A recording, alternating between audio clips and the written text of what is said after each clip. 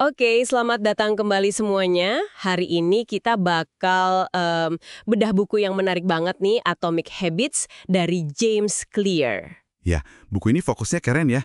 Gimana perubahan-perubahan yang super kecil, yang kadang nggak kelihatan, itu kalau numpuk bisa jadi hasil yang luar biasa. Betul. Dan bukan soal pasang target gede gitu aja, tapi lebih ke mengubah siapa diri kita lewat kebiasaan sehari-hari. Sistemnya gitu ya. Nah, itu dia. Nanti kita lihat juga kenapa sih kadang usaha kita kayaknya mandek gitu. Ada istilahnya plateau potensi laten. Oh ya itu, sering banget dengar orang ngalamin itu. Dan yang paling penting nih, kenapa identitas itu jadi fondasi kalau mau berubah jangka panjang. Sama nanti kita kupas 4 hukum perubahan perilaku. 4 hukumnya ya, khususnya gimana bikin kebiasaan jadi jelas, menarik, mudah, dan memuaskan. Oke, sip. Biar pendengar dapat strategi praktisnya langsung dari buku ini. Betul. Misi kita hari ini itu.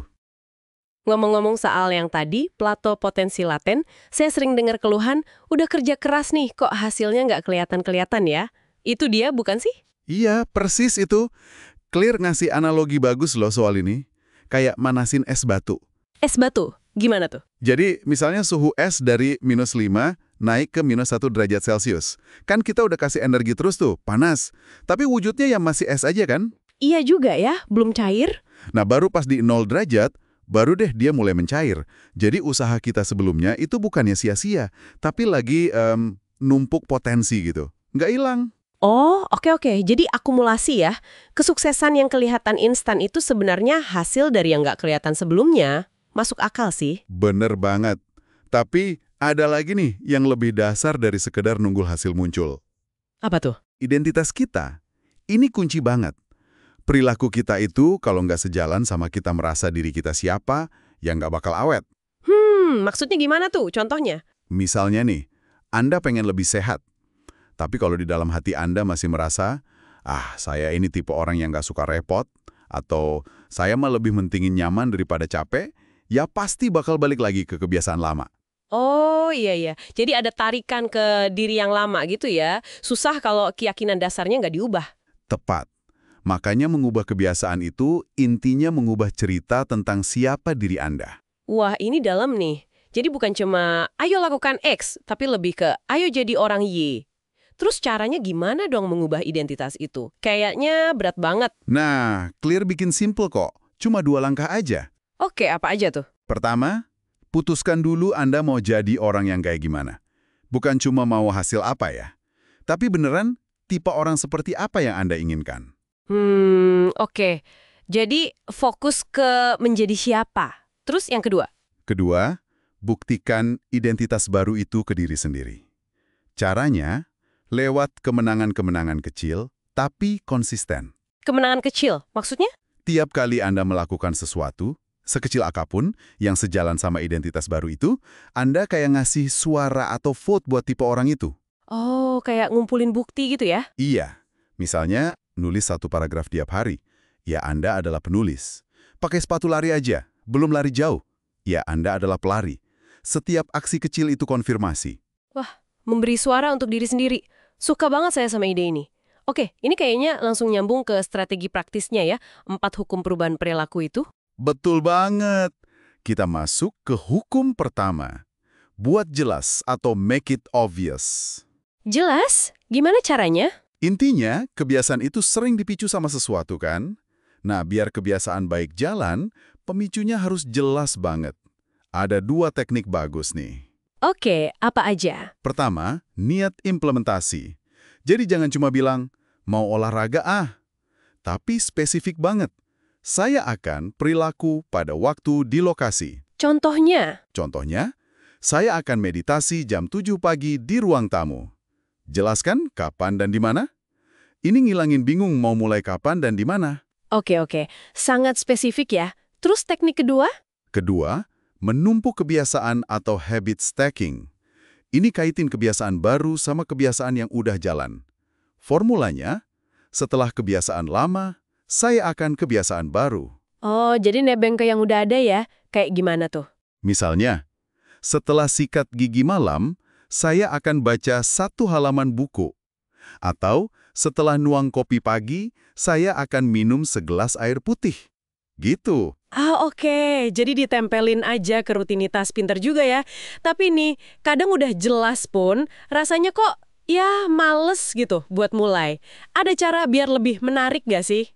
Nah, itu dia. Hukum kedua, buat menarik, make it attractive. Otak kita kan ngejar rasa seneng tuh, dopamin. Kita bisa akalin ini. Gimana caranya? Salah satunya pakai temptation bundling, menggabungkan godaan. Pasangkan sesuatu yang pengen Anda lakukan sama sesuatu yang perlu Anda lakukan. Contohnya gimana tuh? Misalnya gini, saya cuma boleh nonton serial favorit ini yang diinginkan pas lagi pakai sepeda statis. Ini yang perlu dilakukan. Jadi, imbalan yang disuka itu didapat pas lagi melakukan kebiasaan yang mau dibangun. Wah, cerdik juga ya. Jadi sekalian gitu. Ada lagi? Ada lagi. Kita itu kan makhluk sosial ya, cenderung niru apa yang dianggap normal sama kelompok kita. Jadi kalau Anda gabung ke komunitas di mana kebiasaan yang Anda mau itu udah jadi hal biasa, nah itu bisa bikin kebiasaan itu jadi lebih menarik buat dilakukan. Oh iya benar juga. Pengaruh teman atau grup itu kuat ya. Oke, jelas sudah, menarik udah. Terus hukum ketiga apa? Buat mudah ya? Ini pasti soal ngilangin hambatan. Tepat sekali, make it easy. Manusia itu dasarnya males, pasti milih jalan yang paling gampang. Jadi, iya kita harus kurangin gesekan atau hambatan buat ngelakuin kebiasaan baik. Kurangin gesekan, maksudnya? Ya, siapin lingkungan Anda.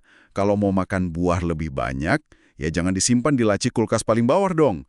Taruh aja di meja makan, biar kelihatan terus. Oh gitu, biar gampang dijangkau ya. Ya, mau olahraga pagi? Ya, siapin baju olahraganya dari malam. Sepatu taruh deket pintu. Pokoknya dibikin semudah mungkin buat mulai. Oke, paham. Terus ada lagi nih, kunci penting di hukum ini. Aturan 2 menit. Aturan 2 menit, apa tuh? Sederhanain kebiasaan apapun sampai bisa dimulai dalam waktu kurang dari 2 menit. Apapun itu. Gimana caranya? Misalnya targetnya membaca buku tiap hari. Ubah jadi membaca 1 halaman.